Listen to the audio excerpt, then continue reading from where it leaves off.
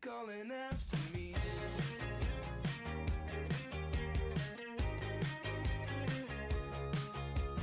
Don't play dumb, I know you fantasize. You could have me on my back every night.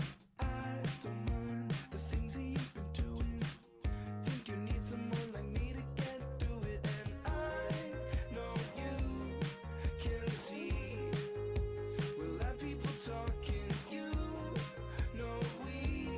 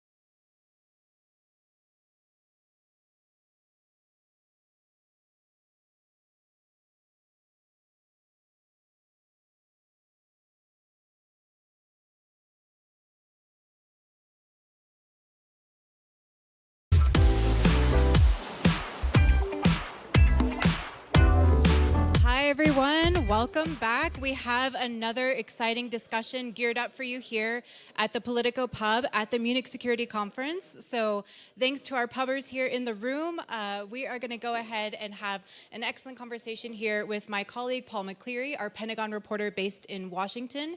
He's going to introduce our next guest, so please help me welcome Paul to the stage.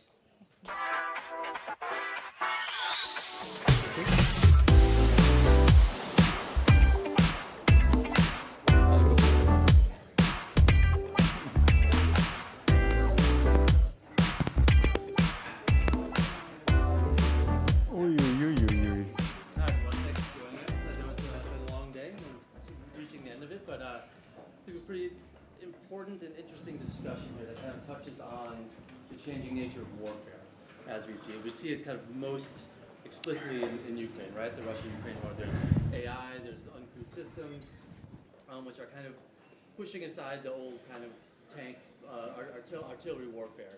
So our panel here can speak to these issues, and I think that will hopefully, I don't know if we'll come to any conclusions or solve anything here, but I don't think anyone really can when it comes to these issues of AI and uncrewed systems. We're all working through it.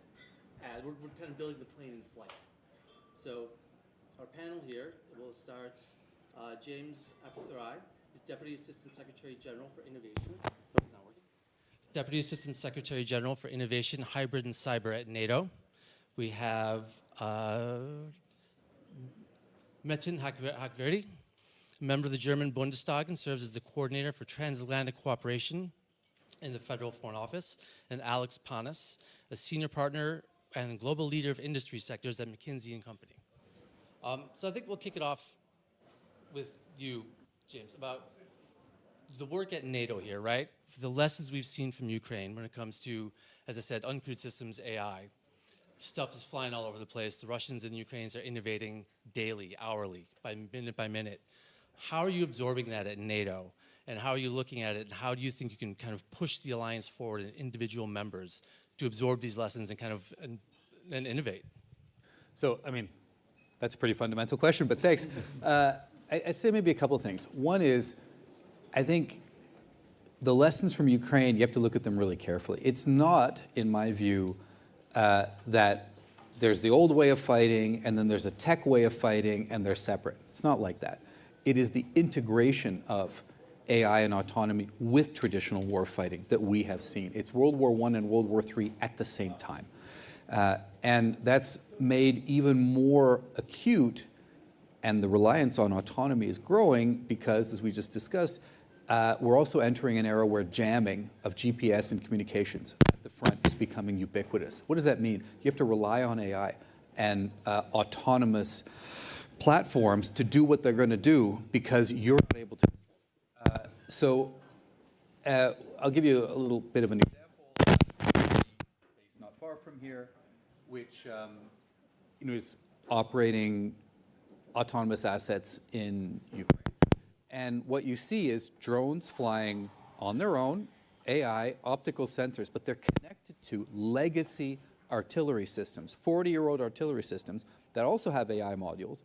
And when the drone sees its target, it sends a signal, and there's a strike. So it's both, it's everything. And of course, the sheer volume, and I think you've all seen the numbers, it's something like 70% of the casualties now are from drones, not from traditional platforms. That's point one. Point two, I think it's important to say, NATO wouldn't necessarily fight that way. We can't just take the Ukrainian model and think we will have it. We will have air superiority. We will have naval superiority. We will have deep precision strike at volume. We will not fight the way the Ukrainians. But there are lessons to be drawn, and especially the front, I think, is an important one. Which brings us to how NATO is adopting this. One of our priorities is building a warfighting cloud. We need to be able to exchange data, and that means not just one country, all of our countries need to be able to exchange data. So cloud, common standards, production at scale, exercising and training. So NATO needs to get with this, and I think we are, and I think a lot of the allies are also learning these lessons and producing, and I'm sure you're going to get to that now. As representing the German government, how is Germany looking at this and funding these new technologies, right? Because you have competing priorities, right? You still have to build tanks, still have to build artillery, dumb bombs, and also smart bombs. But how can you incorporate, as he's mentioned, this concept of the cloud, right? And integration and interoperability. And there's budget issues Oh, that's what I outside mean, security, right, exactly. just as a side note to this one as well. So there are basically two issues. One is super good news. The super good news is, for German standards, amending the constitution at the beginning of this term, almost a year ago, after federal elections in Germany, was a super big thing, right? So this enables us a lot more to do, just more on the budget side, and it is that important that the Chancellor mentioned it today in this, I would say, ground speech, so to speak. It changed a lot in our capabilities, our capacities to build capacities. Let's put it that way. So that's good. That solved a big problem. We have the exemption clause to the debt ceiling in Article 115 for everybody who's reading the Constitution. It's super important. This is a prerequisite for the whole deal. Next to that, well, we are pretty new in the game, right? So we are new as everybody else in the sense of that we're adapting experiences in the field from Ukraine at this point. But we are also new in the field in the sense of that we had in those 20, 30 years or so where we would not prioritize not only 155 millimeter shells, but also technology, right? And you see it not only on the size of things, but also in the structure. And I always use, compared to the friends in the United States, the example of German universities. Not because we have bad German universities, we don't. We have excellent universities. But to define the cluster around it, to have the technology fit in the right place, to have all the people and all the knowledge at a place where it can interconnect, we still have to do some catching up. And what we are seeing now is that companies are doing that in addition to that. By the way, Munich area is now one of the good cases of it. We have others as well, but here it's particularly a good showcase. So that's where we are still progressing, I would say, in spite of the fact that we do have the money in the background. And maybe we end up to other issues as well in our industrial base, the old stuff, so to speak, in this transition, which is a problem for a country that is so focused on car industry. And there is a particular challenge to that as well. Maybe that's as a start, but there's more on the technology side, on how our government is structured, what is defense and what is research and technology. They're basically traditionally two branches in the German government. To combine that, we are still adapting. Maybe one last point that is important. Big things, big industrial things do big money and have big companies. So I'm a big Rheinmetall fan, don't misunderstand me. But the big punch of the German economy on the industrial side and also on the technology side is with our Mittelstand, our small and medium enterprises, to have this speedy drive to do things. It'd be nice to see more advantage on that, more advancement on that side too, and not only the car industry in the past, right? Yeah, I think that's the issue for a lot of governments. I know in the United States, it's trying to bring those smaller, newer companies in, right? Who are not the Rheinmetalls, not the Lockheed Martins or Raytheons, and don't really have experience working with governments, right? And they're used to moving faster, where governments are a little bit slower, more ponderous, and there's contract details. And maybe may I add to this as a budget guy. We're spending more money on maybe less results on this one, right? So the infrastructure of small and medium networks, so to speak, is much more innovative. They're faster, they're cheaper. It is more dynamic, generally speaking, and time is an issue, obviously, in this whole process. Yeah. And Alex, looking from your perspective, do you think governments and defense ministries are incorporating some of this and understand what they have in the civilian tech sector, right? And being able to communicate to them? I think it's a good question. I'd say first, technological advancement and defense and security have been interrelated for 100+ years, right? So let's not forget that this is just a continuation of what we've seen, and a continuation in many ways of Moore's Law and what we're able to achieve. Second, this advancement comes as a result of a partnership that's been longstanding between the public sector, the private sector, research universities, et cetera. So again, we're in the same story, it's just an acceleration of that. Third, we're in a world where we are now moving towards hyper connectivity, hyper analysis, right? And then hyper integration. So to get to your question, the answer is yes, of course, right? Right? Corporations are looking at this, and they're looking at this as both an opportunity, an ability to advance what they do today, and you also see different funding sources, such as private capital, who are coming into the market and saying this is also an opportunity to accelerate. These things never go as fast as we think they do, right? Initially they go slow, and then they go super fast, right? So I lost the mic. So my point is, initially they go slow over time, and then they go super fast, and we said highly integrated. It takes some time for the traditional apparatus to adapt to that. That's okay, right? At the same time, it's very easy to say, let's just take commercial technology and put it into defense and security settings. It has to work all the time, right? And there have to be no failure points, and when things go bad, they really go bad. So that's an important consideration. We're having our own technical issues here, I guess. And to come back over here, I mean, obviously you work for NATO, so it's not one company or one government. You're trying to build this across governments, right? Who have different agendas, different funding streams, different priorities. You mentioned the cloud. So how do you get multiple governments to work together to share information and put information on the cloud that everyone can access at the same time while dealing with sensitivity and classification issues and things like that? That's a good question. That's an excellent question. Is this working? Yeah, I wish it wasn't actually, because it's a little bit sensitive. But to be honest, the theme I have experienced in all the bilaterals and work meetings I've had since I've gotten here have revolved around sovereignty, have revolved around let's be open, concerns about over-reliance on American providers, on vendor lock-in, on being able to have sovereign control over your AI, over your data. So it's a real challenge. And I think one of the points that people need to understand is having one, so your data is not most secure in the box under your desk. That's the least secure place for it. The most secure place is in the cloud. But second, the cloud is not most effective to secure your data when you have, let's say, 32 individual national sovereign clouds. The way that it works best, for 3 reasons, is to have one cloud. Why? Best for cybersecurity. Second, best for physical security. If we end up in a fight, and let's be blunt, at NATO, we are preparing for the non-zero possibility of a fight. If you have a cloud, it's a disaggregated system. You can hit one data farm, you can hit 10, it doesn't change anything. So you have physical security.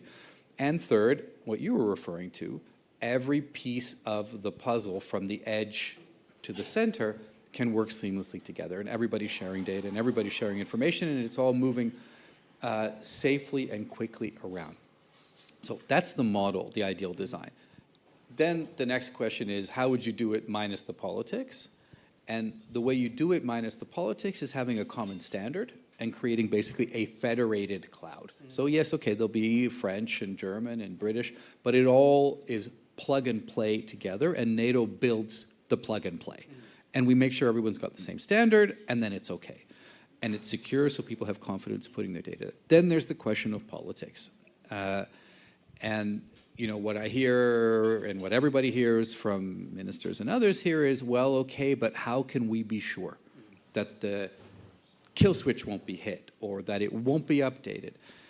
And actually, I think my strong impression is the technical design of the IT stack can be such, and often is such, that actually you can have confidence that if you have an American company with a European integrator on top, you can control your data, you can control the physical security, you can control the keys. That design exists. They hand over a cloud in a box. And I've actually seen a cloud in a box.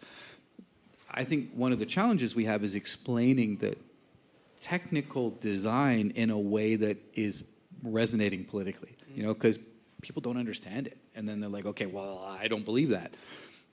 But in general, actually, I think that we can easily design systems from a technical point of view that allow for sovereignty and confidence and sharing of data together. And that's what NATO's trying to help to do with our commercial partners. And then kind of for both of you, late last year, there's an AI-enabled cyber attack on Anthropic, right? How, you know, as a consultant and as a member of government, how is this different, do you think? Or how do you fight against this new threat of AI hacking into systems, getting smarter? I mean, you can't blame it on any one individual or government generally, right? It's probably harder to do this. So in this new threat, I mean, where do you, how do you combat it? Is there any ideas, or where are we? So I'd like to continue with this question and then come to the threat assumption of the new digital threat assumption, because obviously the private sector has a huge, much bigger part to this than in the old thinking of warfare. What to protect, what your not only supply chains, but a barracks is something different than the digital infrastructure of a country in Central Europe, obviously. So the relationship between the private sector and the public sector, or the military, is an issue, right?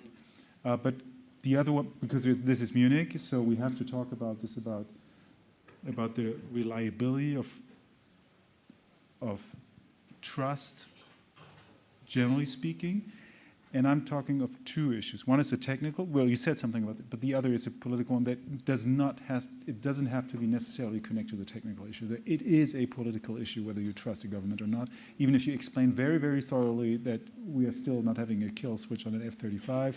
If you still have that argument, right? And you have it everywhere in arguments that are totally technically disconnected. For example, a tariff debate. So I think the room for maneuvering politically will get smaller if you have that distrustful environment versus a more trustful environment politically, even if it's not a technical question. So that sounds super abstract, but it does make a huge difference on the ground. It has impacts on election cycles in member states of the NATO. It has consequences. So we have to address this here in this round, right? It is, besides the technical aspect, we will not be able to make up technically for the loss of trust within the alliance. Don't forget that. In spite of that, yes, we are in Germany, and I'm not an expert actually on other member states on this one, but we are taking now, and the process has started obviously in February 22 to make laws that are applying in addition to the public and the military sector, to the private sector, to have reporting systems, to have mandatory systems initiated to keep the harm, so to speak, small, but also basically at this beginning of the process to have an oversight over the situation, which we still not have in this situation. If we talk hybrid warfare, Russia versus Germany, which it is practically happening for years now, to really pinpoint what is happening exactly right now, in what companies, in what kind of branches, we are not having absolute transparency on this one. And this is not a real crisis for the security of Germany at this point. So in a war situation, you would want to know everything at the moment and connect the dots and then to the reaction to it. And then for a German legal debate, obviously, we're having this, how to react on this one. What is a stage of warfare? What is a defensive measure and what is an active measure? That makes it legally very complex, and we obviously should have, at least within the NATO alliance, a common approach to that, so we don't have countries that can respond and others for legal grounds cannot. So, but that's also homework Germany has to do. Just to come back to your question, from a corporate perspective, cyber was always an issue, cyber is an issue, cyber will be an issue, right? That hasn't changed. What has fundamentally changed? Historically, every corporate team had a chief information officer. It was their job to go worry about all these things. That person still exists today. But what's changed is now the conversation around cyber and geopolitics is in the C-suite, and it's at the board. It's literally, if you think about what are the number 3 board issues, AI, geopolitics, cyber. So to your point, what's come forefront is these topics are now being discussed and addressed. Now, what the demand is that they are discussed in a holistic way and not a point solution any longer. And is there an emerging agreement or understanding or definition of common terms, do you think, between industry and governments as far as understanding these threats and how to combat them or stave them off? Or is that conversation still happening? Anyway. I would say we're at a good beginning. I mean, I'd say 2 things. A lot of companies are coming to us and saying, okay, this is not the threat environment we were used to, a little bit like what you're saying. We didn't prepare for this, but they're ready, and they're ready to do more. But there's things they don't do. They cannot provide a threat assessment, but we can. And they can't provide a robust military or security response. We can. So for example, for critical undersea infrastructure, we have built a whole network with companies that want to participate to, share threat warnings, exercise together, build better resilience, et cetera. So we can do that. But I would say, and now I know my boss, the Secretary General, is coming soon, so I shouldn't say stuff that he's not going to like in case he's right around the corner, but his staff is in there. Like when I said non-zero chance of conflict, that doesn't just apply to NATO.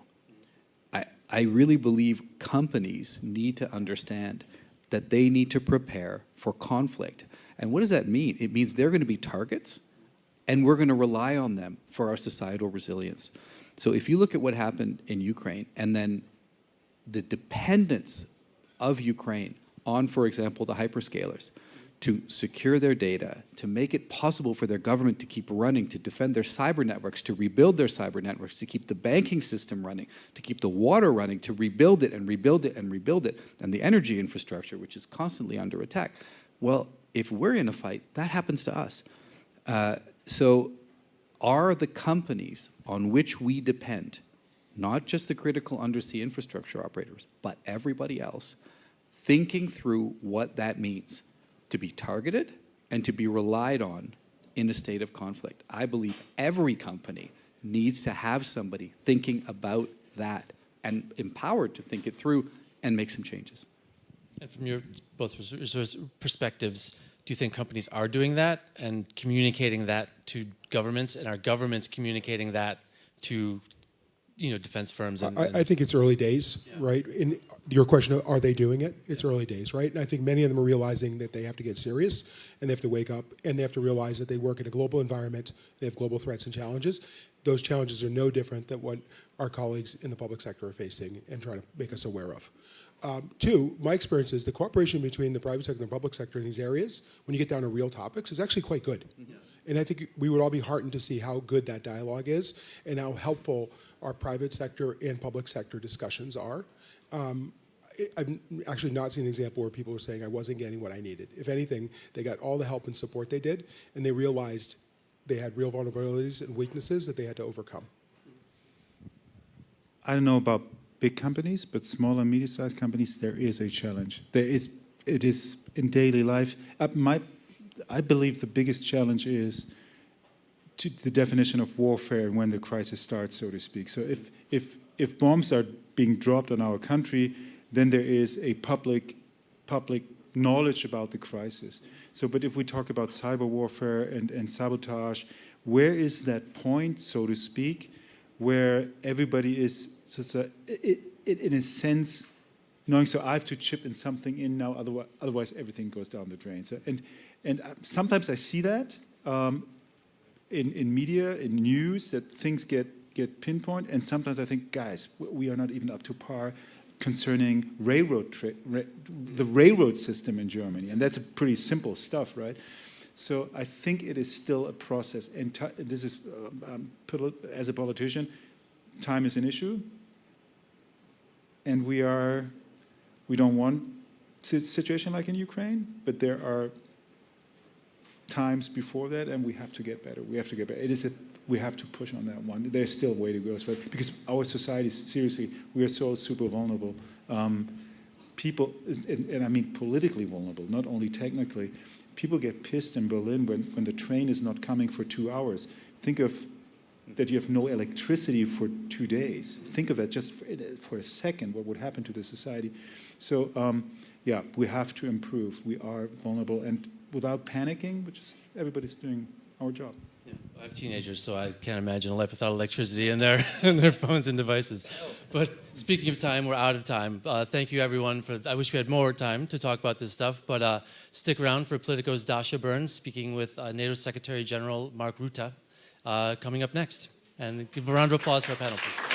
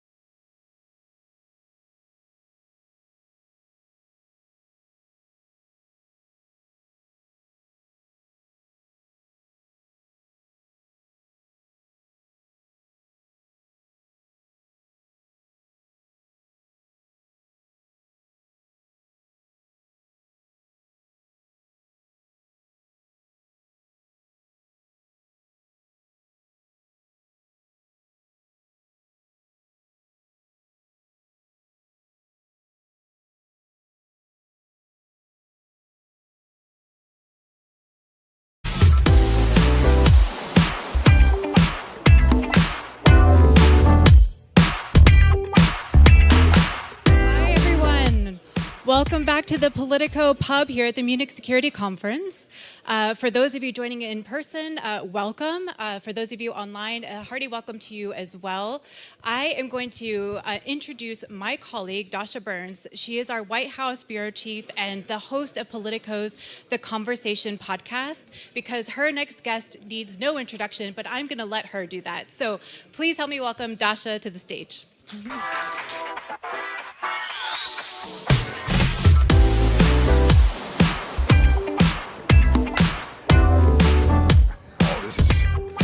Good. Welcome. Hello, everyone. Welcome to our evening programming. I have with me someone a couple of you might know. You maybe have seen him walking around here. Of course, NATO Secretary General Mark Rutte. Welcome to the pub. Thank you so much. Great to be back. Let's do a little table set here just so we're all on the same page. This year's MSC already feels a bit different. I was here last year when it seemed like everyone was struggling to get their sea legs with the new Trump administration. The vice president had his bombshell speech that shook the conference and the continent, and as did Pete Hegseth, the Secretary of War, addressing the NATO ministers beforehand. This year, you had Undersecretary Elbridge Colby addressing the defense ministers with a more encouraging message about a NATO 3.0, which we'll talk about. And then you have Secretary of State Marco Rubio taking the stage tomorrow. How different is the American touch this time around? Well, what you've seen, I think, over the last year is the whole of NATO getting to this famous 2%. Big economies. Last year when we met here, Spain, Italy, Canada, Belgium were not on this 2%. They all reached the 2% at the end of last year. And then we had the NATO summit in The Hague, where we agreed on the 5% defense spending, 3.5 on core defense. So I think that was a great success. But what I really sensed yesterday, we had the defense ministers over in Brussels, and Elbridge Colby was there on behalf of the United States. And I felt a shift in mindset, where the Europeans were not only saying, hey, we are going to spend much more, not only to equalize with the US, which is great because it takes away this irritant on the US side that the Europeans were not spending as much as they were spending, but also because we all feel the Russian threat so real now with the Ukraine war. And the change in mindset I felt, the shift in mindset, is Europeans basically saying we need to take more the lead in NATO. We need to take more responsibility for our own defense. And this is exactly what the United States wanted. It makes it easier for the United States to stay anchored in NATO, both nuclear but also conventional here in Europe, because it is still crucial for their security, a secure Europe, a secure Arctic and a secure Atlantic. So I would argue that NATO is maybe the strongest it has been since the fall of the Berlin Wall. And then, of course, the NATO had to devolve into a totally different role, but we are back there, really defending our territory, or as Elbridge Colby said, NATO 3.0.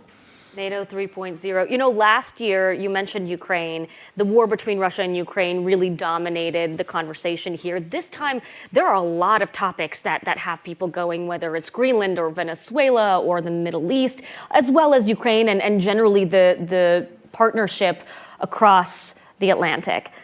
Do you think that the world has started to lose focus on the war in Ukraine? No, but I'm happy with the question because it gives me the opportunity. No, I don't believe we lost the focus, but I'm glad you love my questions. I love the question, but let me then, through your question, refocus on Ukraine. For two reasons. First of all, the good news is that yesterday, again with the defense ministers, a lot of new commitments came in to support Ukraine in the war, including through this crucial support from the United States, the Pearl, which is delivering critical, lethal, non-lethal aid into Ukraine, including interceptors. For the Patriot systems, for example, crucial for Ukraine. So good news, more money coming in, and I expect more commitments coming in over the coming days and weeks. But we need still much more than came in yesterday. So not yet there, but the good news is we are really ramping up when it comes to the money for Ukraine. But there is a second issue, and that is that still some are thinking that Russia is doing well in Ukraine. And I can tell you they are not. They are now losing 35,000 people dead in December. 30,000 dead in January. They are not able at the moment to replenish those staggering losses they are ranking up now in Ukraine. And some are still thinking there is this bear trying to to take Ukraine, but it's moving through Ukraine with the stilted speed of a garden snail. And you made a trip to Ukraine recently. Why did you decide to show up there? Last week I was in Ukraine because I want to have my own contacts there, see with my own eyes what is happening with my team. So this was my fourth visit into Ukraine since I got this new role in NATO in October last year. And just two striking images. One is the night before, 70 missiles had hit Ukraine, a record, 450 drones. And I visited a heating plant which is responsible for heating these enormously big Kiev apartment blocks. 1,100 of these apartment blocks dependent on this heating plant. 250,000 people living there without central heating now for the next 2 months, whilst it is minus 25 degrees. And 5 missiles hitting that plant because they did not have enough interceptors at that moment. Again, the good news is more interceptors are coming in. But hey, this was not good. And I was looking the people in the eye. They said this is terrible, but it makes us only more resilient and more willing to fight back against the Russians. And then I visited Chernihiv, which is a 2-hour drive from Kiev. It was under Russian occupation for 4 to 6 weeks in February, March 22. And I spoke with people who were kept in the basement of a school, 1/5 the size of this room, with 130 people. They could only sit. There was no way to sleep or whatever. And 10 people died in that room, and they were not able to bury them. So this is what the Russians are doing. It is not only a terrible, unwarranted, uncalled for attack on Ukraine. They do it in the most indecent, inhumane way possible. But it only makes the Ukrainians more resilient. This is what I saw last week. President Zelensky said Putin is not scared of Europe. Is he right? I think what Putin is scared of is the combination. That the Europeans and the Americans are working together. And the good news is that under the leadership of the French and the Brits, this coalition of the willing came together to discuss security guarantees for post a peace deal to prevent ever Putin from attacking Ukraine again. And then the American President Trump, who broke the deadlock with Putin in February, starting the talks, came in August telling us, saying, hey, I want to be part of those security guarantees. We will help. We have detailed that, so that package is now almost done. Now we need a peace deal, because you can only have security guarantees if there is a peace deal. But that combination of Europe and the US working together, be it in NATO, be it in Ukraine, makes us unconquerable. The peace deal, I mean, look, it's closer than it's been, but there are some really fundamental differences between the two sides right now. I've heard from my White House sources that, look, the President Trump right now is still invested, but there might be a point where he loses interest. What does what President Zelensky said about Putin not being afraid of Europe on its own, what does that mean about Europe's ability to have a substantial impact on the war and its outcome, especially if the US starts to back away? They will not. I'm absolutely convinced they will stay involved.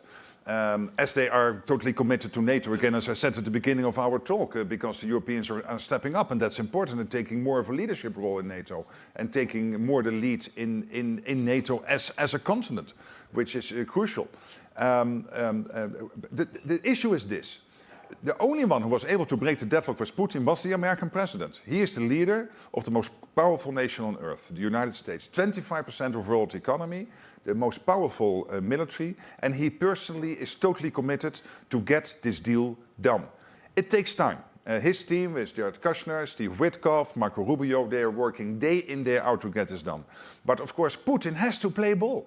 And what I saw last week in Kyiv and in Chernihiv, being in Ukraine and talking to so many people, is that there is no evidence at the moment that he really wants a peace deal. So we have to test him. And what basically Americans are doing at the moment is testing the Russian president. Are you serious about a peace deal, yes or no? Are they testing him enough?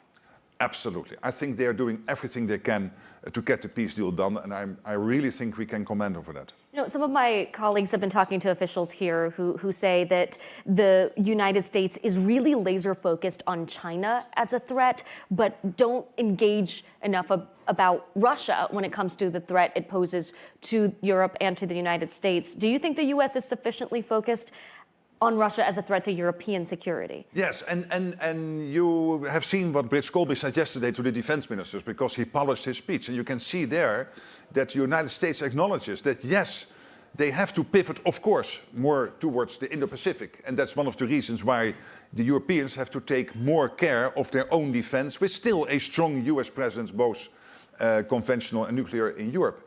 But he also says clearly in that introduction yesterday with the defense ministers that there is the threat that if China would move against Taiwan, would move into the Indo-Pacific in a combative fashion, that probably that will mean at that moment that they will ask their junior partner, which is Russia, to keep us busy here. And that means that the Americans do understand very well that we have to keep this part of the world secure, do it more ourselves. That will take some time to get it all done, but take the Germans, they are spending over 150 billion euros on their own defense, twice as much in 29 than they did in 2021. Already now 3 times as much as they did in 2014. So Germany is really leading European NATO here, the European part of NATO, and taking that leadership role. So an attack on Taiwan, probably in conjunction with an attack by the Russians on this part of Europe. I'm not sure if you saw my interview with President Trump late last year. I did. He had some pretty critical words for Europe. He called Europeans weak. Of course, his national security strategy really criticized the trajectory that Europe is on right now. How does all of that criticism land with you? Do you think he's right in his assessment of where Europe is? He has been consistently pleading when he was Trump 45. I was Prime Minister of the Netherlands. I had many conversations with him about the need for European spending more. And he was totally right that it is but crazy. It's not just spending that he's been criticizing. It's everything from immigration policy to what J.D. Vance said last year about sort of the woke culture of Europe as he sees it. And I would not be afraid of that debate. I've seen some of the Europeans reacting angrily. So let's have the discussion. There's been a lot of panic on this continent over the last year. But I'm particularly focusing on, when it comes to these issues, let's have the discussion with the Americans and the Europeans they can handle. From NATO is 50% US, 50% Canada and Europe. That's basically giving you the size of the United States within NATO, bigger on its own than the other 31 allies in NATO combined. So that's the importance of the United States. But hey, if there are critical of things in Europe, let's have that discussion and don't shy away from it. And what I am focusing on, of course, is on the military side. And there the American president is absolutely happy that the Europeans are ramping up spending. He was very proud, rightly so, with the result of the summit in The Hague. This was really, I think, one of his biggest foreign policy successes in 2025, getting the whole of NATO to commit to this 5%, which is now the worldwide standard. So I was on the phone with the Korean president this week, South Korean president. I've spoken with the defense minister of Japan and others, and they all are looking now at this target as a worldwide target for the free world. You've been referred to as the Trump whisperer. Is that a badge of honor in your view? No, I think I like him. We have become friends when he was Trump 45. I came back in this role. We have very good conversations, and he is willing to engage in the discussion. And in the end, what he is doing at the moment, getting the whole of Europe to this 2% last year, and now focusing on the 5% over the coming years, ramping up this defense spending, taking the lead on getting Ukraine to a peace deal, I think is exactly what we need from the American president. How have you, though, been able to navigate this relationship despite some of the tension that's been reported between the U.S. and NATO allies? Well, again, by looking at the facts and having the discussions and thinking that he is in many cases right. Take, for example, the Arctic. He was focusing very much on Greenland. The discussion we had, it is yes, Greenland, but there's a broader issue, which is the high north, the Arctic. Let's make sure as NATO collectively that we can defend the Arctic. And then when it comes to Greenland, let's make sure that if there are investments on Greenland, that they are secure long term if Greenland would change its constitutional status, and that we prevent the Russians and the Chinese from getting access to Greenland. So having those conversations, and not only me doing this is Keir Starmer doing it. It is Friedrich Merz, who has a very good relationship with the American president, Emmanuel Macron, Giorgia Meloni, Alex Stubb, and Ursula von der Leyen, Antonio Costa from the European Union. They all have these conversations. This is not just me doing this. Of course, my role is different because I'm chairing an organization which is encompassing the United States. Could we get a mic for Mr. I Rutte? lost my mic, and I'm saying very important things, so. Very, we can't miss a moment of your words mic here. I can handle. Coming. There we Great, go. Thanks. There we go, excellent. You mentioned Greenland. I lost my mic too. Oh, we lost Here all we go. mics. But this one is also not working. Is it working? Yeah. It's okay, Rutte's words are more important than mine. You mentioned Greenland. I've had a lot of folks ask me, so I want to ask you, what is going on with Arctic Sentry? It's been viewed by some critics as more a rebranding exercise than a meaningful policy change. Some sources I'm speaking with, even with NATO, say they're not sure what it is. How do you respond? Well, it is substantial. We started these sentries with Baltic Sentry to protect the critical undersea infrastructure in the Baltic Sea. Then we had Eastern Sentry after the drone incursions in Poland and the MIG incursions into Estonia in September. And now we have Arctic Sentry to keep the Arctic safe. What you start to do, you bring together all the existing exercises, activities, etc. in the region so that you can assess from one position of one person commanding the whole operation, where the gaps are, what we need to do more of. And at the same time, we have involved now the Allied Command Transformation, Admiral Pierre von Jay. He is leading the innovation part of NATO to make sure that the latest innovative technologies are used, like he did in the Baltic Sea, with, for example, undersea drones, with what he's doing on the in Eastern Sentry when it comes to fighting off the drones, but also now in the Arctic, making sure we use the latest technology. So this is a step-by-step approach. It is very substantial. It is involving Northcom. It is involving EUCOM, so the two US commands in North America and in Europe. It is involving NORAD. So it is really important. And it is encompassing now the Danish Endurance Mission and the Norwegian mission. The Prime Minister of Greenland recently said that he believes that the president is still pursuing taking control of Greenland. Do you think that's the case? Well, I mean, everybody is entitled to his views. What I'm seeing here is a meeting of minds in NATO that we cannot be naive about the Russian and Chinese threat. We have seen today the Financial Times, and I think yesterday on the website, today in the newspaper, presenting the threat the Chinese are posing and the Russians are posing to the High North. We are getting this. Also, the American president Donald Trump has been pleading for not being naive on this for years now, again since Trump 45. Well, that's why he wants to purchase or somehow acquire Greenland. Do you think that goal is over or has been satisfied via this framework that you're talking about? What I think is that at the moment, as NATO, and he is absolutely supporting this, as NATO we take now control of the defense of the whole High North. And again, when it comes to Denmark, Greenland, the US, there will be trilateral talks focusing on how do you make sure that US investments and investments of other allies in Greenland are secure if Greenland would change its constitutional position. I think that's doable, and to make sure that the Russians and the Chinese don't get access. Before I let you go, I have to ask, where did Daddy come from? Do you have some daddy issues, Mr. Rutte? Daddy issues? Well, no, and this is the thing. So we had the NATO summit in The Hague. And Donald Trump, the president, and I had a meeting before, and there was a press spray. And that was exactly on the morning after the day where he took out the nuclear facilities in Iran. And I was very happy with that, and I complimented him with doing that through the B-2s. And it was when he was also having some arguments with the Israelis. And then I said, and here is my insufficient command of the English language, I said, yeah, Daddy sometimes has to be tough. And of course, later realizing that the word daddy has a lot of connotations. Then what he did, and this is to his credit because he is a fun guy and he has a lot of humor, the American side then put this on T-shirts. There was a video when he came back from the The Hague summit where he said, "Daddy is home." So there it was born, and it was never intentioned. But again, I'm now carrying it, living with it. It's a fact of life. Now he's Daddy. I think you could take some ownership of Daddy, just a little bit. Okay, I'll take that advice. All right, Secretary General, thank you so much. Thank you so much. Thank you, everyone. Thank you.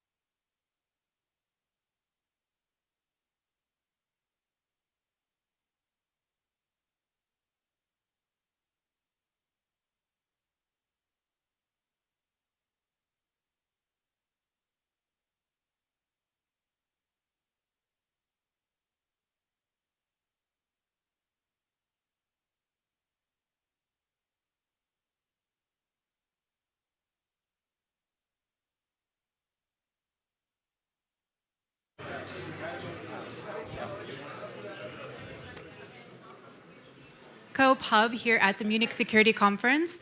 My name is Christina Gonzalez. I'm the executive producer of events for Europe, and welcome to those of you here in the room. We have a bustling pub here, and for those Ми of you зустрічаємося online, тут в just a барі few для quick тих, хто housekeeping долучився до things нас before our interview онлайн. gets underway. First and Зачекайте, foremost, інтерв'ю we do щойно have a few буде more limited зараз headsets буде in the room. The починатися. interview will У нас happen in декілька English, however, we do навушників have є the тут. Інтерв'ю possibility буде of Ukrainian відбуватися also coming into the англійською mix. мовою, So you'll have але, that можливо, ви available to будете you should that чути be the також case. і українську мову. Also, if you all wouldn't mind silencing your phones, Будь we know ласка, that there are a вимкніть lot свої of телефони. people that Я wanna get in знаю, touch with you, but if you could що please silence those. багато хто хоче For the вийти з вами на duration зв'язок, of the, але, будь ласка, interview, we won't be doing any bar service, тривалість so if you could refrain інтерв'ю, from, any pub обслуговування activities в барі не until буде afterwards, that would be зараз. great. And then Якщо finally, we would really хочете, like to можете keep the взяти in and зараз out, напої. as, minimal І, будь as ласка, possible, so не if you ходіть all can туди-сюди. hunker down and enjoy this Якщо ви, conversation. We're so thrilled to welcome я you. думаю, And що so to ви не introduce вмрете our з guest, which голоду. needs no І introduction, I'm хочу going to welcome Dasha Burns. представити She is our chief White House correspondent and host of нашу Politico's The модераторку Conversation podcast. So Дашу, help me welcome Dasha and яку our special ви guest to the знаєте. stage. Thank І you. я вітаю також нашого особливого гостя на сцену.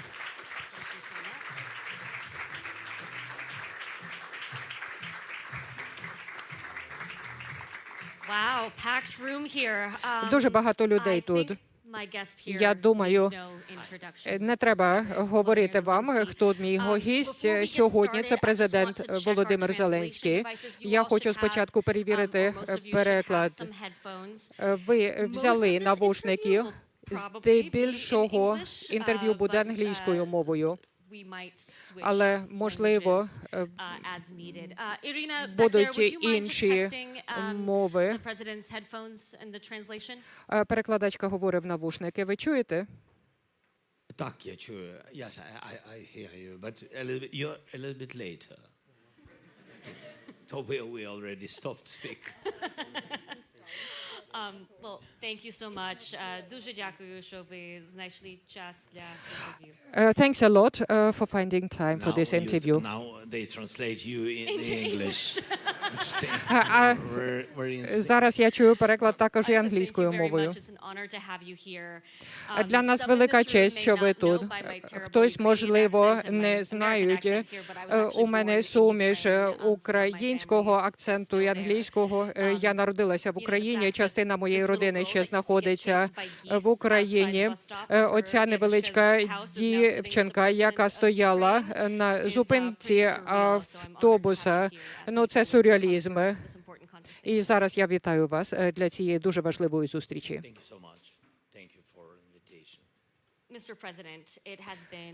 Шановний президент, рік минув після того, як Трамп розпочав зусилля в напрямку миру. Незважаючи на це, Україна піддається нападам на енергетичну інфраструктуру. Який прогрес ви спостерігаєте з боку адміністрації Трампа? Якщо дивитися з боку, то здається, що нічого такого не відбувається. Як ви оцінюєте? So, it's not simple, yes, to finish the war. More simple to start this war, what Putin did, because he wanted very much. And I hope so, and I think that President Trump, with his team, and I think so, that they want to stop this war in any case. Yes, but it's really not simple, because, you know, for us, it's not just swap of something. It's not swapping of interests or something more, and etc. For us, it's our life. Russians came and with such big hateness killed so many civilians, children, and you see now their attacks on energy, as you mentioned, on energy infrastructure, just killing our people, and you know, each day, you know, we are surviving, and I'm, you know, each day I speak with all energy companies, with ministers, with my people, and I speak, and all each day I give my condolences. You know, this is crazy war of Russians against just people. And that's why it's not simple to stop, because we can't just stop because Russians don't want. And there are some signals from American side, from President Trump. They say, look, this is a time for compromises. You can make some steps forward. We made a lot of compromises. Putin and his friends, they are not in prison. This is the biggest compromise, what the world made already. And we stood from the very beginning and defending our sovereignty and our lives. And we just can't forget, I think that everybody understands. We can't forget that they killed so many people. But we are ready. And when President Trump said, let's just do ceasefire, just, frozen conflict and etc. And I said, yes, it's difficult. A lot of questions to this idea, but President, okay, we will support ceasefire, unconditional one. Putin refused. Yes, of course. He will refuse. I mean, this today one reason, tomorrow another reason, and etc. We need pressure on him. And now I'm not just theoretically say what we need. No, real pressure. And Putin will stop this war if real pressure be on him. I mean, when talking about progress towards peace, do you think the president and his team have made substantial progress? Where do you think you would be on the path to peace without the United States? Further behind, further ahead, or where you are now? Now, first of all, it's difficult without between us. Just Ukraine, yeah, between all of us. It's a secret. Don't tell anybody. Yeah. So, be honest. Today, only Ukraine defending Europe. And today, only Europe gives money to Ukraine and helps Ukraine. Today, only United States can stop Putin. And today, only Putin wants this war to continue. And this is my position. That's why when you understand this way of Putin, or way of how he thinks, if he thinks, I don't know, maybe he made a decisions at the very beginning and now just move through this idea. Yeah. So, and when you understand this infrastructure, that's why it's need. If only United States can stop Putin, that they have to do more pressure on him to stop him. Otherwise, he will not stop. Yeah, I mean, there's so much talk about compromise and concessions that Ukraine needs to make. We'll talk about that. But is there any sense that the U.S. is successfully pressuring Putin, pressuring Russia to come to the table? Can you help us understand, are there conversations happening behind the scenes? The conversation began already. You know, that we I mean, this. So we had trilateral meetings. Yes, on technical level, not on the level of leaders, but our proposition was that we are ready to support the idea of Americans or the idea of anybody, I mean, to meet on the level of leaders and to speak about what we have to do, not what we are ready, what we have to do, because it's about people's lives of the people. That's why what we have to do to finish this war, to end this war.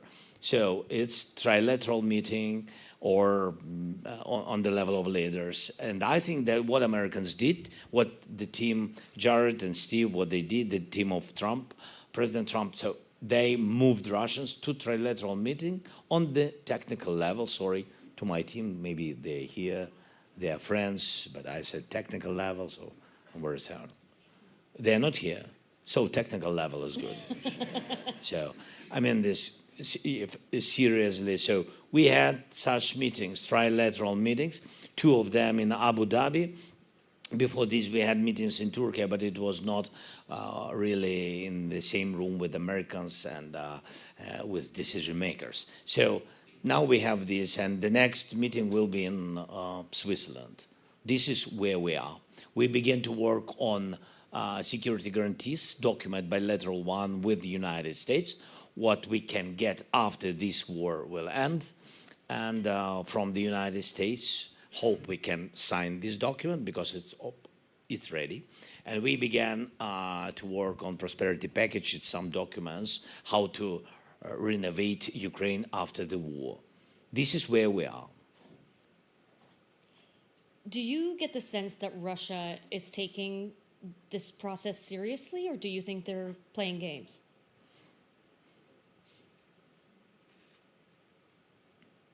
I don't think that they want to stop the war.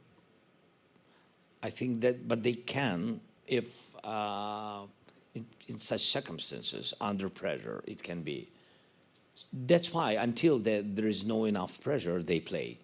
Do you think the U.S. is exerting more pressure on Russia or Ukraine at this point?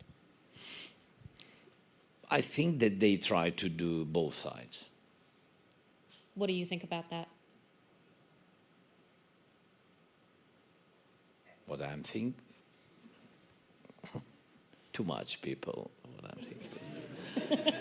With all respect, I mean, there are some thoughts which I have to save with me. I know that the fate of the Donbass is one of the major sticking points in negotiations. My sources at the White House say it's unlikely that there would be a deal that keeps the entire Donbass in Ukraine. Have you accepted that as a likely outcome? No, you know that this is a big mistake to allow aggressor to take something. It was a big mistake at the very beginning from 2014. I can tell you it was even before when it was attack and occupation part of Georgia, and even before when it was occupation of Chechnya and destroying totally and killing 1 million people killed and wounded. So, I mean, so many mistakes. And that's why now I don't want to be the president who will make the same mistakes, what made people, my predecessors or not predecessors. I'm not just speaking about Ukraine. I'm not speaking about, this presidents in Ukraine. I'm speaking about the leaders of different countries which made possibility to allow strong, aggressive country like Russia to come to their territory, to take this territory without battle. Yes, because you can't, stop Putin with your kisses or with something like that, with flowers, I don't know. I never did it. So that's why I'm not feeling that is right way. My suggestion to everybody not to do it with Putin. Otherwise, it will be first step, then in 5 years, he will renovate his military and he will renovate and increase his soldiers, his army trained well. Because now he lost a lot of well-trained people. You know that he loses now 30, 35 people per month. Can you imagine in 21st century? Can you imagine 35,000 of people he loses each month? I'm not sure that he knows about it. But, Mr. President, that's why we can't just withdraw. But you said from earlier our territory. that the only power that can stop Putin is the United States. And in the mind of the president and all of his advisors in the White House, they believe that there is going to have to be a deal where some of that territory is given over to Russia. I think we think that maybe a lot of people think that he decided to divide Ukraine part after part. The first one was in 2014 when he occupied it, Crimea and big part of Donetsk and Lugansk regions. The second part, what he wanted to occupy this time, what we defended, and then we pushed back him after Kiev operation and then Kharkiv operation. And yes, but I think that now this is the goal for him, to occupy all the eastern part of Ukraine. But first goal is Donbass, totally Donetsk region. That's why he is trying to push this narrative that if Ukrainians will withdraw by themselves, by their will, yes, so he will stop this war and etc. But this is just the second point. And then he will need, and he really needs, because he lost 1.5 million people. I mean, difficulty wounded, if I'm right. I'm not sure that in English difficulty, I mean, yeah, it's, how to say it? Severely wounded. And also killed.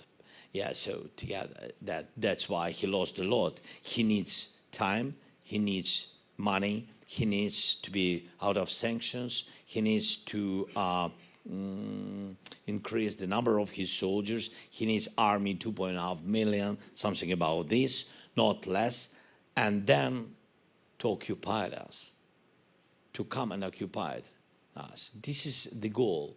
That's why we can't give him this. Do you think that President Trump and the White House understand that? Because in my conversations with them, I'm they don't trying see to it the same explain. way. Yeah, I don't know. I don't know really. I don't know. I tried to explain, and we worked together. And I'm thankful for the time what Steve and Jared gave to my team, and they worked a lot of hours. I hope that at the end we will finish this war and we will have good result, the peace for Ukraine. But it has to be fair, real freedom, real democracy, real life. Not depending on Russia in any way, you know, from cultural to energy. So, and if we will have it, so I hope so. The question is when we will have it. But I hope that really American side wants it.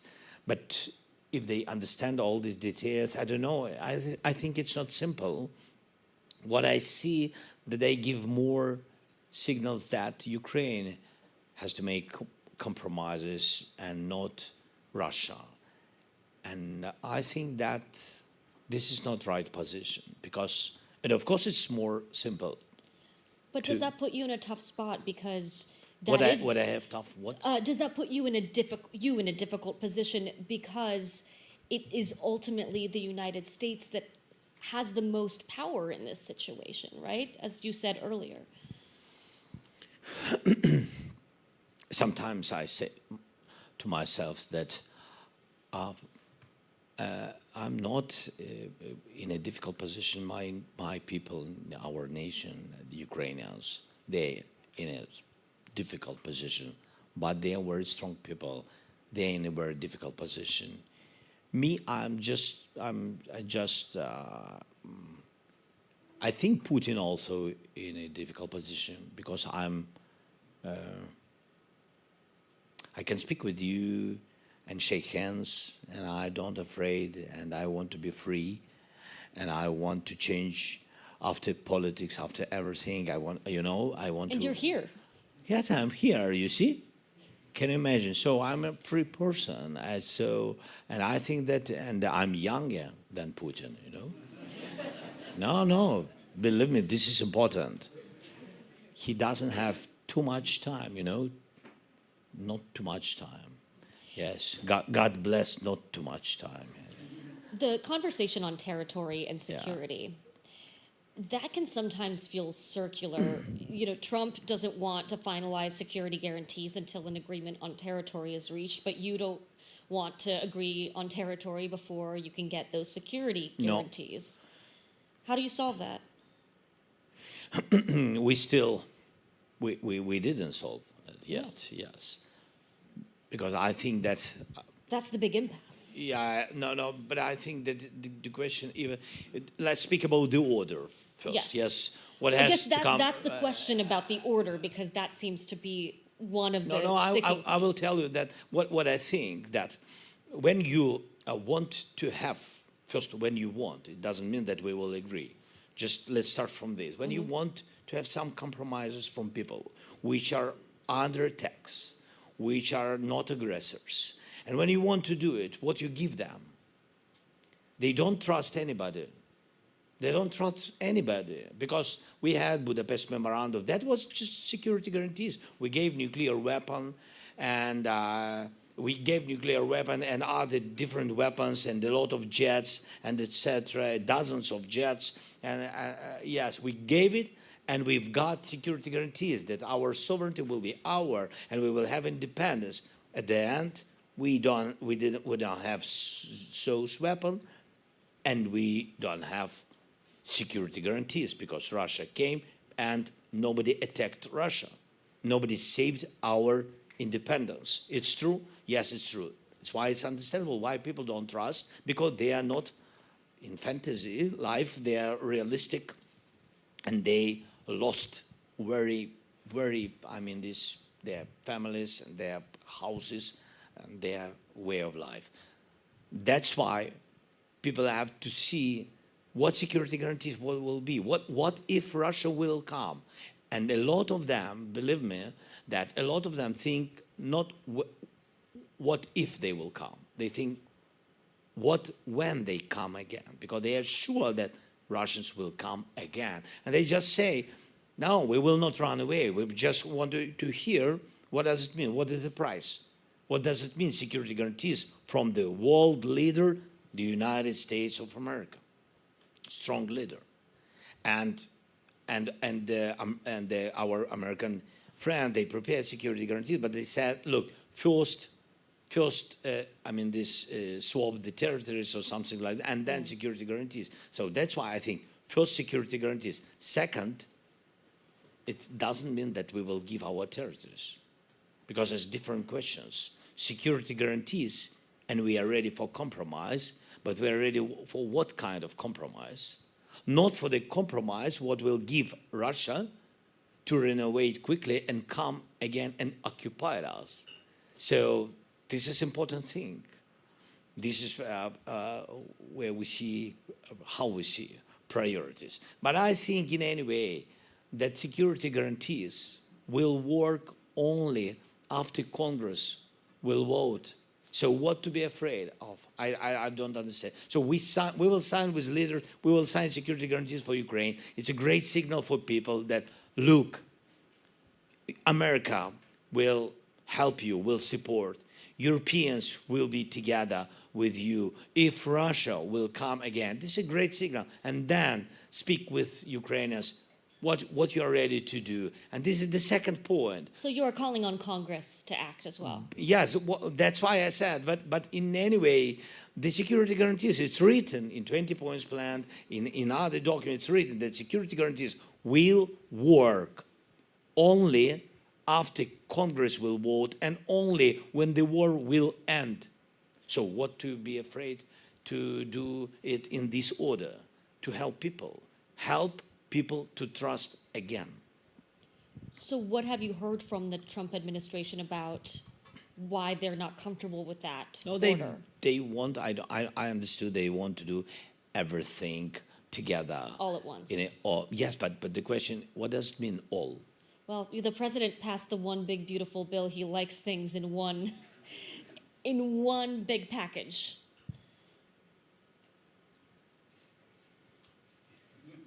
I'm not sure that, it will work. I don't know. Maybe it will be this way. I don't know. We will see.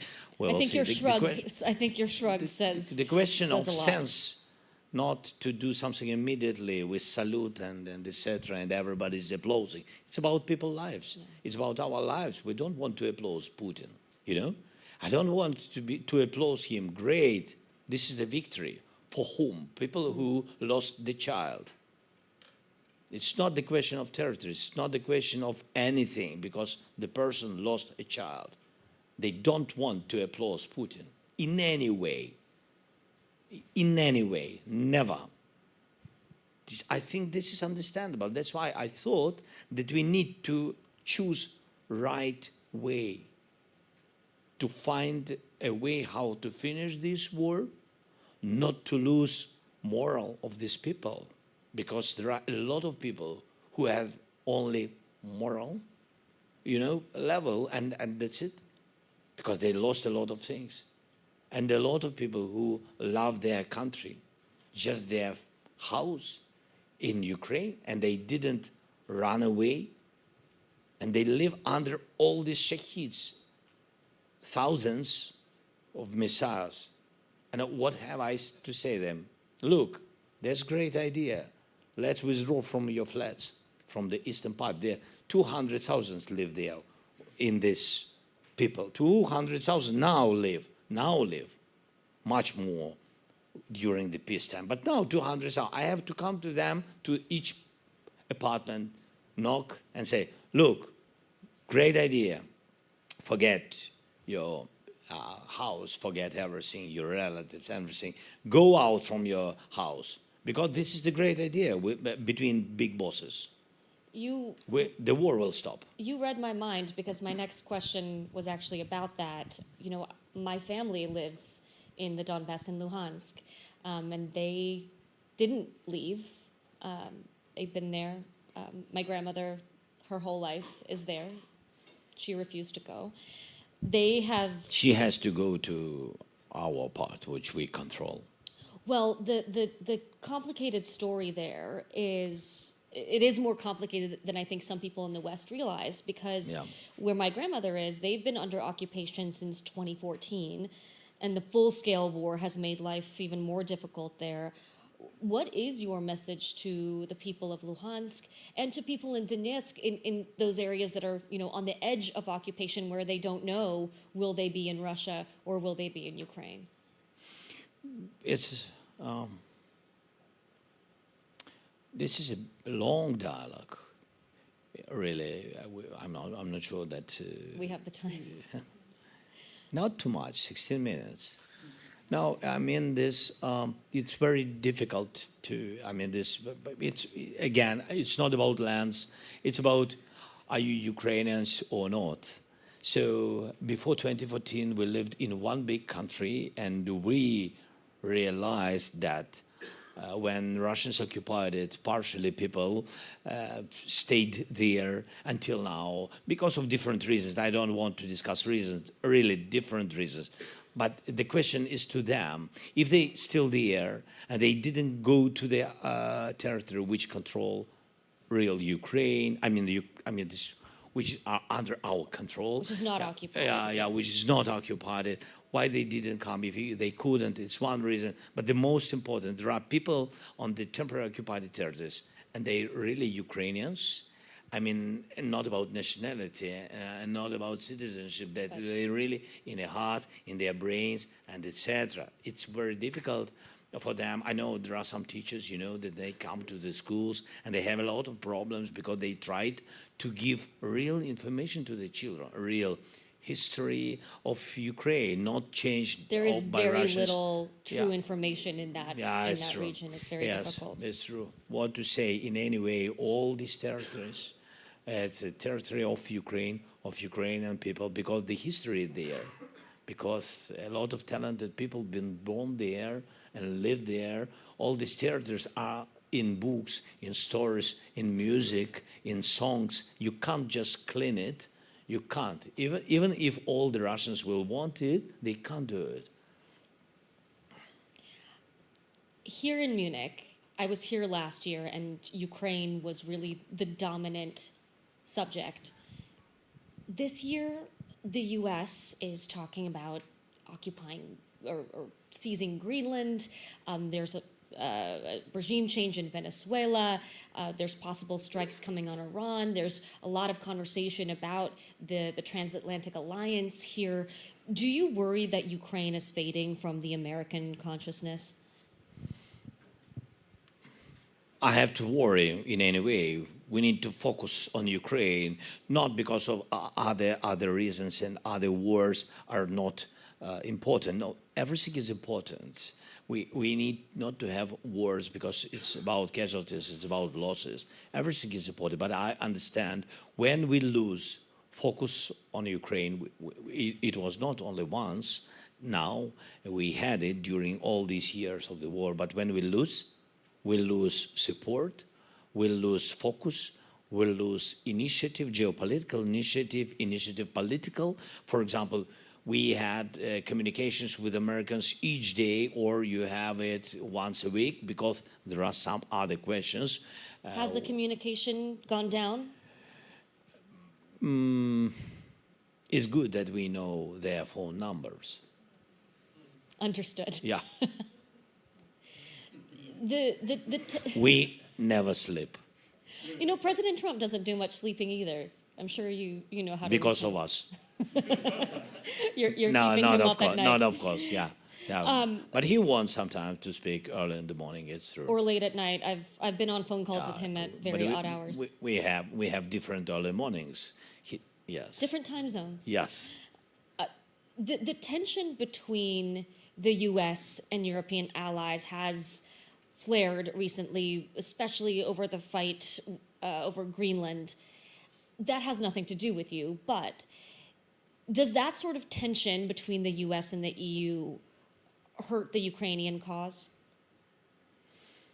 For us, of course, it's very important not to lose this unity. Sometimes we even can't recognize all the details, what we can lose because of this, not very close relations between the United States and Europe. That's why we tried from the very beginning to involve Europe to our communications with Americans, and also to involve Americans and to all our negotiations with Europeans. We need Americans very much. Without Americans, Europe doesn't have such strong support. But as I said at the very beginning, it's true, but I'm very thankful to Europe because they are really the biggest donators, and they gave us a lot of money to support us. Without this help, it unbelievably to stay so long. But I can give you one example. The NATO secretary was here, before me. Mark Rutte was here, yes, you all saw. Yeah. So, and secretary, for example, he is achieving the Pearl program. The program, it's the program we can use to buy air defense for us. For example, PAC-3 air defense missiles, we use it against destroying ballistic missiles, which Russia attack us each day. And without Pearl, we can't be saved. This is very simple. And we can't find PAC-3 missiles in Europe. That's why we need this unity. Europe helps to find money for this, and America gives this weapon. And there are such examples. We have them each day, a lot of them. That's why we need this unity. By the way, Russia really fights against this unity. They try to destroy. They try to not to respect Europeans. It's true. Yeah, you said that Putin is not afraid of Europe. And last year, a senior White House official told me that the White House, quote, doesn't really care about the Europeans' input on a peace deal. So I wonder, what does that mean to you about Europe's ability to have a substantial impact on the war and on peace talks?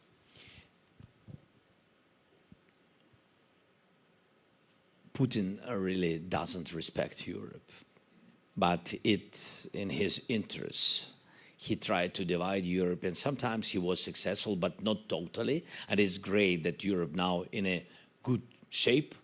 And but he found some representatives of EU who began to fight against the unity in Europe. So it's internal blowings.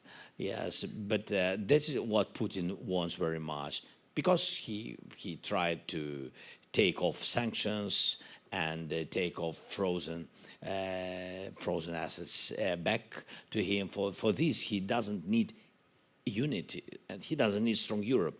That's it.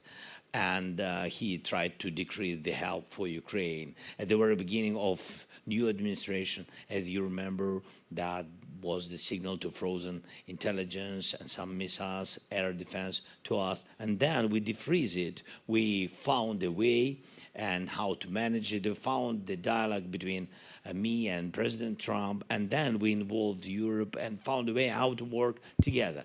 This is the way how we can stop Putin. So what is your message to European leaders about what they can do better to stand up to Putin? They do a lot of good things, and they help a lot. Sometimes they need not to lose unity. The main message for Europeans, not to lose unity. Everything else they have. President Trump told me in December that he wants to see Ukraine hold elections soon. And actually, he just reiterated that message today. He said earlier to reporters, saying to you, Mr. President, that you have to, quote, get moving. What's your response? He said something to me? Today, yeah. Reporters asked about elections in Ukraine. And what he said about elections? And he said that elections need to get moving, that you need to get moving on holding elections in Ukraine. Great idea. No, yes, I'm happy to do it as quick as possible. Why it's great? Because we can do it when the war stops.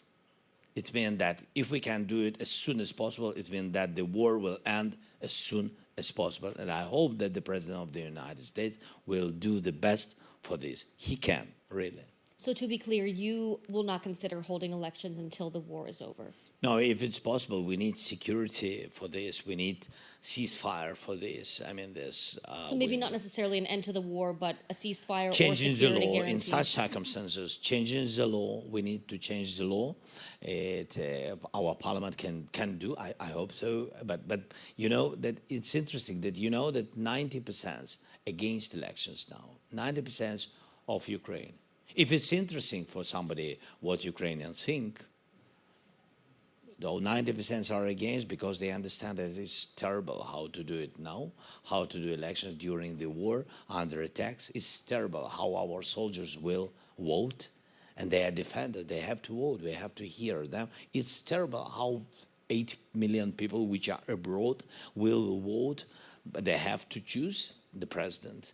And the president, the parliament, and local elections, there are a lot of different elections. So I agree if we can make elections, it means that we will have normal security situation. Maybe not normal, but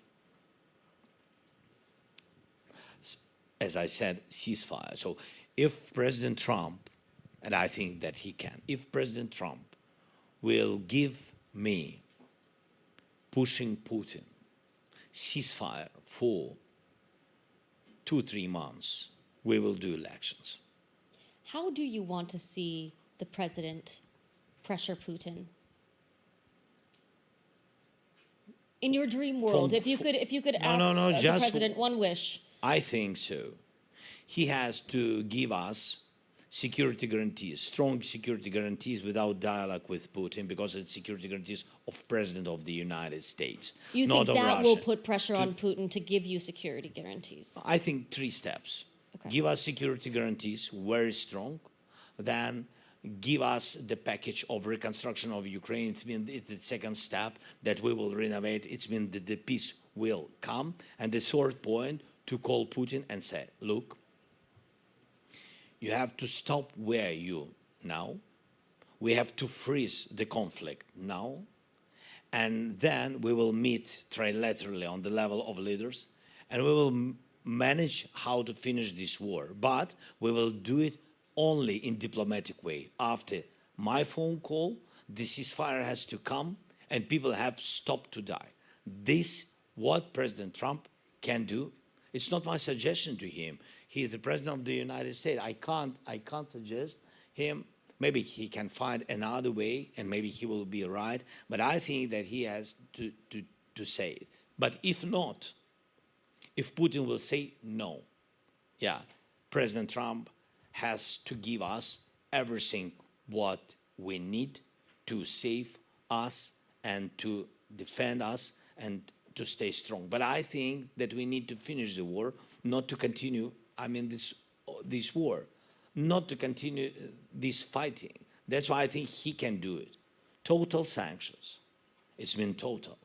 If it's on energy, can you imagine? Yes, President Trump made, by the way, strong steps. We are thankful to him on Lukoil. He put sanctions on Lukoil. He can put on all their energy, on nuclear energy. He can give this message to Europeans. Europeans made a lot, but didn't put still sanctions on nuclear energy of Russians, on Rosatom, on people, on their relatives, on their children, which live in Europe, which live in the United States, which study in the universities of Europe, which have real estate in the United States. So they have a lot of real estate. They have children, relatives everywhere. Fuck away to Russia. Go home. You don't respect anybody in the United States. You don't respect rules. You don't respect democracy. You don't respect Ukraine, Europe, etc. Go home. Why it's not right? So I think, to do what he can do. I think so. The president also told me last year that he believes Russia has the upper hand, that Russia is winning this war. What's your response? I'm sitting here.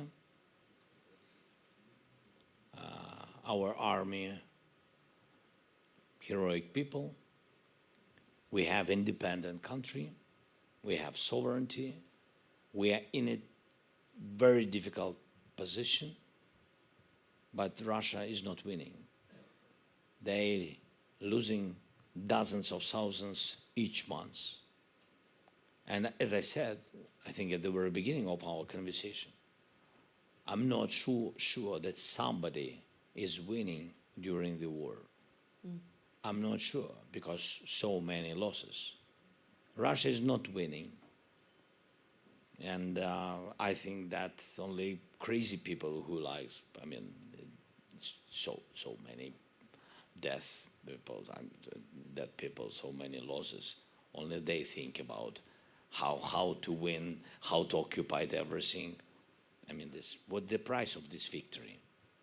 Secretary of State Marco Rubio is going to take the stage tomorrow, just before you. What do you hope to hear from him? What he will tell. That's what everyone's asking. No, I don't know. We will see. It's up to him. A year from now, if we are sitting here again, if I have the honor of interviewing We you have again. 1 minute, by the way. Think about the most important question. This actually is my final question. I timed it perfectly. Yeah? I'm a professional. Sorry. Sorry.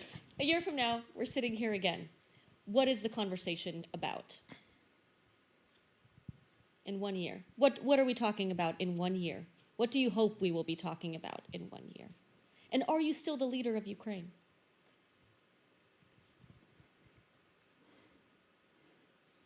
Crystal ball. Really difficult question. I don't know. It's difficult during the war. Know that what you will do not next year, what you will do tomorrow. Each day, it's alive, and that's why we think how to finish this war. And I hope that we will have peace, that all our people will again back to normal life, and I hope that we will have some time for my children. I'm not sure that my children want me in 1 year. See here. Maybe you're here telling stories about your kids instead of talking about the war. Yeah, I will. No, I think that our children have to understand what this war means for us and why we defended their future. And I think that children not be afraid, be honest with children.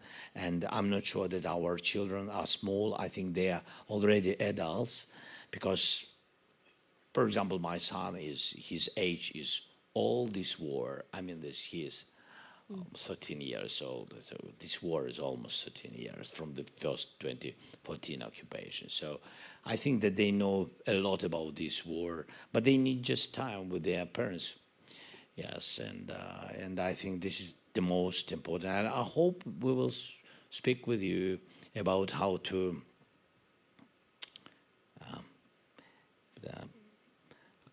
think about the peacetime for Ukraine, and not only for Ukraine, by the way. Really, this is Munich conference, and not only Putin. There are some other crazy guys in the world, and I hope that we will speak about peace not only in Ukraine. In 1 year. Well, maybe instead you'll be calling me from a beach in Odessa with... Come to Odessa. It's a great city. Very strong city, by the way. Russians always said that it's a Russian city. Now, if they will come to Odessa, they will feel the love to Russians. Yeah, that's real. Yeah. Well, maybe you'll be calling in on Skype or something with your children in Odessa, having a vacation, instead of being here at the Munich Security Conference talking about the war. Дуже дякую. Thank you so much. Дуже. Thank you so much. Okay. Thank you.